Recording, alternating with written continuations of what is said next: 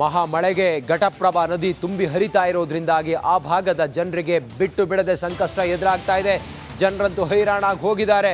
ಮಳೆಯ ಆರ್ಭಟಕ್ಕೆ ಘಟಪ್ರಭಾ ನದಿ ಉಕ್ಕಿ ಹರಿತಾ ಇದೆ.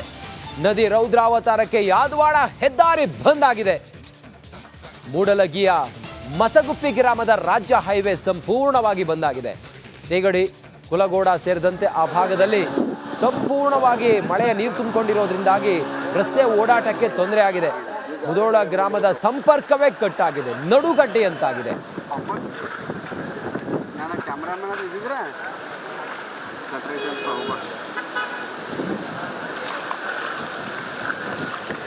ಬೆಳಗಾವಿಯಲ್ಲಿ ಮಳೆಯ ಆರ್ಭಟಕ್ಕೆ ನೋಡಿ ಘಟಪ್ರಭೆ ತುಂಬಿ ಹರಿತಾ ಇರೋದ್ರಿಂದಾಗಿ ಮಹಾರಾಷ್ಟ್ರದಲ್ಲಿ ಮಳೆ ಆದರೆ ಈ ಘಟಪ್ರಭೆ ಅಬ್ಬರಿಸ್ತಾಳೆ.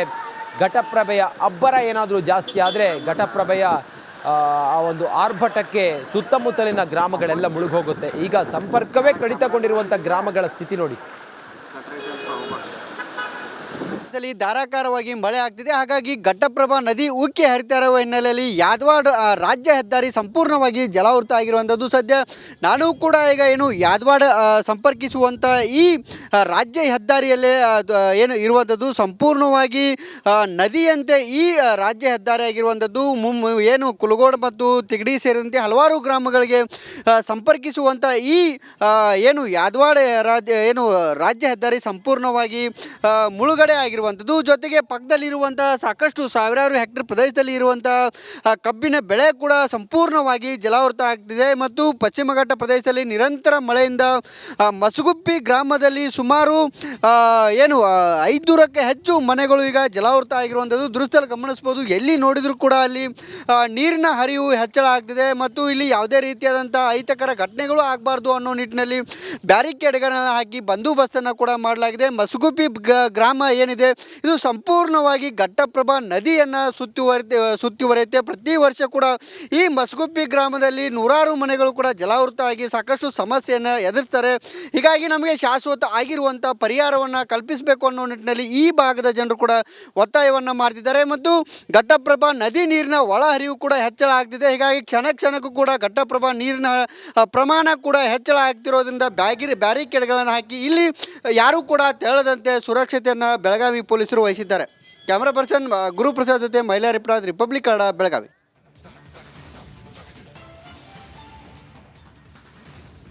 ಭಾರೀ ಅವಾಂತರ ಸೃಷ್ಟಿಯಾಗಿದೆ. ಬಾಗಲಕೋಟೆಯ ಮುಧೋಳ ತಾಲೂಕಿನ ಮಿರ್ಜಿ ಗ್ರಾಮ ಸಂಪೂರ್ಣವಾಗಿ ಮುಳುಗಡೆ ಆಗಿದೆ. ಈ ಕುರಿತಾಗಿ ಒಂದು ವರದಿ ಇದೆ, ನೋಡೋಣ ಬನ್ನಿ. ಏನು ಪಶ್ಚಿಮ ಘಟ್ಟ ಮಹಾರಾಷ್ಟ್ರದಲ್ಲಿ ಸಾಕಷ್ಟು ಮಳೆ ಸುರಿತಾ ಇರೋದ್ರಿಂದ ಇವತ್ತಿನ ದಿವಸ ಆ ಒಂದು ಪ್ರವಾಹ ಇವತ್ತಿನ ದಿವಸ ಬಾಗಲಕೋಟೆ ಜಿಲ್ಲೆಗೂ ಬಂದು ತಲುಪಿದೆ. ಬಾಗಲಕೋಟೆ ಜಿಲ್ಲೆಯ ಮುಧೋಳ ತಾಲೂಕಿನ ಮಿರ್ಚಿ ಗ್ರಾಮದಲ್ಲಿ ನಾವೀಗ ನೋಡ್ತಾ ಇದ್ದೀವಿ. ಏನು ಪೂರ್ತಿಯಾಗಿ ಮನೆಗಳು ಓಣಿ ಎಲ್ಲ ನೋಡ್ತಾ ಇರ್ಬೋದು. ಈಗಾಗಲೇ ನೀರು ನಿಂತು ಮನೆಗಳೆಲ್ಲ ಪೂರ್ತಿಯಾಗಿ ಮುಳುಗಿದಂಥ ಪರಿಸ್ಥಿತಿ ಇಲ್ಲಿ ಬಂದು ಒದಗಿದೆ. ಯಾಕಂತಂದರೆ ಏನು 2019ರಿಂದ ಇಲ್ಲಿವರೆಗೂ ಕೂಡ ಈ ರೀತಿಯಾದಂಥ ಒಂದು ಪ್ರವಾಹ ಬಂದಾಗ ಸಾಕಷ್ಟು ಮನೆಗಳು ಕೂಡ ಮುಳುಗುವಂಥದ್ದು ಸರ್ವೇ ಸಾಮಾನ್ಯವಾಗಿದೆ. ಇಲ್ಲಿ ಜನರಿಗೆ ಕೂಡ ರಾತ್ರಿ ಏನು ನಿದ್ದೆ ಮಾಡದಂಥ ಪರಿಸ್ಥಿತಿಯೂ ಕೂಡ ಇದೆ. ನಾವೀಗ ನೋಡ್ತಾ ಇದ್ದೀವಿ, ಒಂದು ಮನೆಗೆ ನಾವು ಬರ್ತಾ ಇದ್ದೀವಿ. ಈ ಮನೆ ನೋಡಿ, ಇಲ್ಲಿ ಎಂಟ್ರೆನ್ಸ್ ಹೋಗಬೇಕಾದ್ರೆ ಈ ತುಳಸಿ ಕಟ್ಟೆ ಏನಿದೆಯಲ್ಲ, ಈ ತುಳಸಿ ಕಟ್ಟೆ ಕನಿಷ್ಠ ಅಂದರೂ 4 ಫೀಟಿನಷ್ಟು ಹೈಟ್ ಇದೆ. ಆದರೆ ಪೂರ್ತಿಯಾಗಿ ಇನ್ನೊಂದು 4 ಇಂಚಿನಷ್ಟು ಮಾತ್ರ ಬಾಕಿ ಉಳಿದಿದೆ, ಇದು ಕೂಡ ಮುಳುಗುತ್ತೆ. ಹಾಗಾಗಿ ಇಲ್ಲಿ ನೋಡ್ತಾ ಇರ್ಬೋದು, ಚೆನ್ನಾಗಿರೋ ಮನೆ ಪೂರ್ತಿಯಾಗಿ ಈ ನೀರಲ್ಲಿ ನಿಂತಂಥ ಒಂದು ಪರಿಸ್ಥಿತಿ ಕೂಡ ನಮ್ಮ ಕಣ್ಣಿಗೆ ಕಾಣಿಸ್ತಾ ಇದೆ. ನಾವೀಗ ಒಳಗಡೆ ಹೋಗ್ತಾ ಇದ್ದೀವಿ. ಯಾವ ರೀತಿಯಾಗಿ ಇಲ್ಲಿ ಪರಿಸ್ಥಿತಿ ಇದೆ ಅಂತಂದರೆ, ಈ ಮೋರಿ ನೀರುಗಳಲ್ಲಿ ಎಲ್ಲವೂ ಕೂಡ ಏನು ನದಿಯಿಂದ ಹರಿದು ಬಂದಂಥ ನೀರು ಕೂಡ ಪೂರ್ತಿಯಾಗಿ ಮನೆ ತುಂಬಿಕೊಂಡಿದೆ. ಮನೆಯಲ್ಲಿದ್ದಂಥ ಸಾಮಾನುಗಳು ಕೂಡ ಈಗಾಗಲೇ ಅಲ್ಪ ಸ್ವಲ್ಪ ಏನು ಕೈಗೆ ಕಾಣಿಸುವಂಥವೆಲ್ಲವೂ ಕೂಡ ಗಂಜಿ ಕೇಂದ್ರಕ್ಕೆ ತಗೊಂಡು ಹೋಗಿದ್ದಾರೆ ಅನ್ನುವಂಥ ಮಾತನ್ನು ಕೂಡ ಹೇಳ್ತಾ ಇದ್ದಾರೆ. ಅದೇ ರೀತಿಯಾಗಿ ಪೂರ್ತಿಯಾಗಿ ಮನೆ ನಾವೀಗ ನೋಡ್ತಾ ಇರ್ಬೋದು. ಈ ಕಬರ್ಡ್ ಒಳಗಡೆ ನೀರು ಎಲ್ಲ ಕಡೆಗೆ ಒಂದು ನೀರು ತುಂಬಿಕೊಂಡಿರೋದ್ರಿಂದ ಬಹಳೊಂದು ಈ ಜನರು ಇಲ್ಲಿ ಪ್ರತಿ ವರ್ಷವೂ ಕೂಡ ಇಂಥ ಒಂದು ಕಷ್ಟ ಅನುಭವಿಸುವಂಥದ್ದು ಬರ್ತಾ ಇದೆ ಅನ್ನುವಂಥದ್ದು ಕೂಡ ಹೇಳ್ತಾ ಇದ್ದಾರೆ. ಹಾಗಾಗಿ ನಾವೀಗ ಎಲ್ಲಿ ಸಮಸ್ಯೆ, ಯಾವ ರೀತಿ ಪ್ರವಾಹ ಇದೆ ಅನ್ನುವಂಥದ್ದು ಕೂಡ ನೋಡೋದಕ್ಕೆ ನಾವೀಗ ಮಿರ್ಚಿ ಗ್ರಾಮದ ಒಂದು ಮನೆಯಲ್ಲಿ ನಾವೀಗಿದ್ದೀವಿ. ನೋಡ್ತಾ ಇರ್ಬೋದು, ಇದು ಅಡುಗೆ ಮನೆಯ ಒಂದು ಪೂರ್ತಿಯಾಗಿ ಜಲಾವೃತವಾಗಿರ್ತಕ್ಕಂಥದ್ದು ನಮ್ಮ ಕಣ್ಣೆದುರಿಗೆ ಕಾಣಿಸ್ತಾ ಇದೆ. ಒಟ್ಟಾರೆಯಾಗಿ ಇಂಥ ಒಂದು ಪರಿಸ್ಥಿತಿ ಇರೋದರಿಂದ ಸಾಕಷ್ಟು ಕಷ್ಟಪಡ್ತಕ್ಕಂಥ ಇಲ್ಲಿ ಇಂಥ ರೈತರು ಕೂಡ ಇದ್ದಾರೆ. ಹಾಗಾಗಿ ಏನು ಒಂದು ರೈತರು ಇವತ್ತಿನ ದಿವಸ ಭಾಳಷ್ಟು ಕಷ್ಟ ಆಗ್ತಾ ಇದೆ ಅನ್ನೋಂಥ ಮಾತನ್ನು ಹೇಳಿದ್ದಾರೆ. ಏನು ಶಾಶ್ವತವಾಗಿ ಪರಿಹಾರ ನೀಡುವಂಥ ಕೆಲಸ ಆಗಬೇಕು ಅನ್ನುವಂಥದ್ದೇ ಈ ಗ್ರಾಮಸ್ಥರ ಮಾತಾಗಿದೆ. ಕ್ಯಾಮ್ರಾಮನ್ ಮಾಂದೇಶ್ ಜೊತೆ ಸಿದ್ದು ದುತ್ರಗಾಮಿ, ರಿಪಬ್ಲಿಕ್ ಕನ್ನಡ, ಬಾಗಲಕೋಟೆ. ರಾಜ್ಯದಲ್ಲಿ ಭೀಕರ ಮಳೆ ಆಗ್ತಾ ಇದೆ. ರಣಚಂಡಿ ಮಳೆಗೆ 2018ರಲ್ಲಿ ಕೊಡಗು ಮಡಿಕೇರಿಯಲ್ಲಿ ಎಂಥ ಪರಿಸ್ಥಿತಿ ಬಂದಿತ್ತು ಅದೇ ರೀತಿಯ ಸ್ಥಿತಿ ಮತ್ತೆ ಮರುಕಳಿಸುತ್ತಾ 2018ರ ದುರ್ಘಟನೆ ಮತ್ತೆ ಮರುಕಳಿಸುತ್ತಾ ಮತ್ತೆ ಭೂಕುಸಿತದ ಆತಂಕದಲ್ಲಿ ಜನರಿದ್ದಾರೆ. ಕೊಡಗು ಮಡಿಕೇರಿ ಭಾಗದ ಜನರು. ರಾಜ್ಯ ಹೆದ್ದಾರಿ ಸೇರಿದಂತೆ ಅಲ್ಲಲ್ಲಿ ಭೂಮಿ ಕುಸಿತ ಇದೆ. ಮಡಿಕೇರಿ ಸೋಮವಾರಪೇಟೆ ಮಾರ್ಗದಲ್ಲಿ ಭೂಕುಸಿತ ಆಗಿದೆ. 2018ರಲ್ಲಿ ಇದೇ ಭಾಗದಲ್ಲಿ ಭೂಕುಸಿತ ಆಗಿತ್ತು. ಅರ್ಧ ಎಕರೆಯಷ್ಟು ಭೂಪ್ರದೇಶ ತಗ್ಗಿತ್ತು. ರಸ್ತೆಗೆ ಜರಿದು ಬರ್ತಾ ಇದೆ. ಕೆಸರು ನೀರು ರಸ್ತೆಗೆ ಜರಿದು ಬರ್ತಾ ಇದೆ. ಮತ್ತೆ ಅದೇ ಪ್ರದೇಶದಲ್ಲಿ ಈಗ ಗುಡ್ಡ ಕುಸಿತ ಆಗ್ತಾ ಇದೆ. ಹೆಚ್ಚಿನ ಆತಂಕ. ಯಾಕಂತ ಹೇಳಿದ್ರೆ 2018ರಲ್ಲಿ ಆರಂಭದಲ್ಲಿ ಹಿಂಗೆ ಆಗಿತ್ತು. ರಸ್ತೆಗೆಲ್ಲ ಭೂಮಿ ಕುಸಿತಿತ್ತು. ಅದಾದ ನಂತರ ಮನೆಯೆಲ್ಲ ಜರಿದು ಹೋಗಿತ್ತು. ನೂರಾರು ಜನ ಡೆತ್ ಆಗಿದ್ರು. ಈ ಮಳೆ ಸ್ವಲ್ಪ ಕಡಿಮೆ ಆಗಿದೆ, ಆದರೆ ಅಲ್ಲಲ್ಲಿ ಗುಡ್ಡ ಕುಸಿತ ಆಗ್ತಿರುವಂಥದ್ದು, ಮಣ್ಣು ಜರಿತಾ ಇರುವಂಥದ್ದು, ಅಂದರೆ ಜಲಮೂಲ ಜಾಸ್ತಿ ಆಗಿದೆ ಇಲ್ಲಿ, ಅದರಿಂದ ಅಲ್ಲಲ್ಲಿ ಮಣ್ಣು ಜರಿತಾ ಇದೆ. ಈಗ ನಾವು ಇಲ್ಲಿ ಮಡಿಕೇರಿ ಸೋಮವಾರಪೇಟೆಯ ರಾಜ್ಯ ಹೆದ್ದಾರಿಯಲ್ಲಿದ್ದೇವೆ. ಇಲ್ಲಿ ಅದೇ ಜಾಗದಲ್ಲಿ ಈಗ ಅಂತರ್ಜಲ ಹೆಚ್ಚಾಗಿ ಮಣ್ಣು ಮೇಲೆ ಬರ್ತಾ ಇರುವಂಥದ್ದು, ರಸ್ತೆಗೆ ಮಣ್ಣು ಬಂದು ಬೀಳ್ತಾ ಇದೆ. ನೋಡಿ, ನೀರು ಅಂತರ್ಜಲ ನೀರು ಮತ್ತು ಮಣ್ಣು ಮಿಕ್ಸ್ ಆಗಿ ಬಂದು ರಸ್ತೆಗೆ ಬೀಳ್ತಾ ಇದೆ. ಸಾಕಷ್ಟು ಮಣ್ಣುಗಳನ್ನು ಈಗ ತೆರವು ಮಾಡಿದ್ದಾರೆ, ಮತ್ತೆ ಮೇಲೆ ಮೇಲೆ ಉಬ್ಬಿ ಬರ್ತಾ ಇದೆ ಮಣ್ಣು.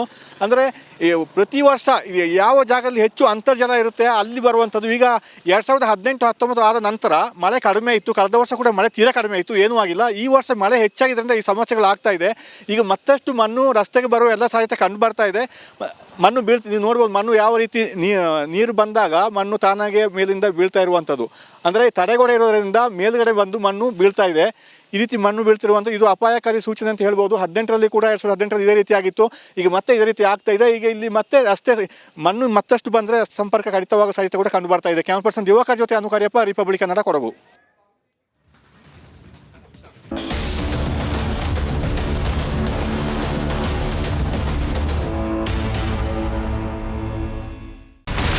ಇಲ್ಲಿರುವಂತ ಈ ಒಂದು ಗುಡ್ಡ ಕುಸಿತ ಪರಿಣಾಮ ಯಾವ ರೀತಿಯಾಗಿತ್ತು ಅಂತಂದ್ರೆ, ಗಂಗಾವಳಿ ನದಿ ಪಕ್ಕದಲ್ಲಿರುವಂತಹ ಉಳುವರ ಎನ್ನುವ ಗ್ರಾಮ ಸಂಪೂರ್ಣವಾಗಿ ಇವತ್ತು ನಾಶ ಆಗಿದೆ.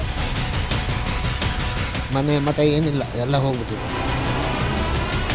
ಇವತ್ತು ರಿಪಬ್ಲಿಕ್ ಕನ್ನಡ ಮಾಡಿದಂತಹ ಒಂದು ವರದಿಯಿಂದಾಗಿ ಎಚ್ಚೆತ್ತುಕೊಳ್ಳುವಂತ ಕೆಲಸ ಸರ್ಕಾರ ಮಾಡಿದೆ, ಸಚಿವರು ಕೂಡ ಮಾಡಿದ್ದಾರೆ. 2 ಗಂಟೆಗೆ ಸುದ್ದಿ ಮೂಡಿಸಿದ್ದು 6 ಗಂಟೆಗೆ ಎಲ್ಲ ಸಚಿವರು ಮಿನಿಸ್ಟರ್ ಎಲ್ಲ ಬಂದು ಇಲ್ಲಿ ನೋಡೋಗಿದ್ದಾರೆ.